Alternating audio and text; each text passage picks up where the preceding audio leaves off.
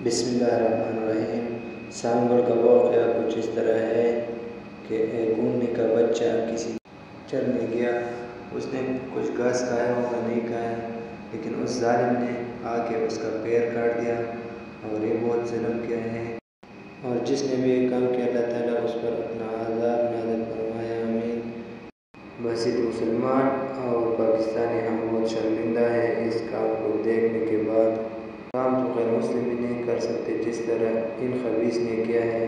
अल्लाह ताला इन पर अपना अज़ाब नाज़िल फरमाए और पाकिस्तानियों के इसके अज़ाब से महफूज फरमाए, क्योंकि हमारा हम सब के लिए एक अज़ाब का ज़रिया बन सकता है।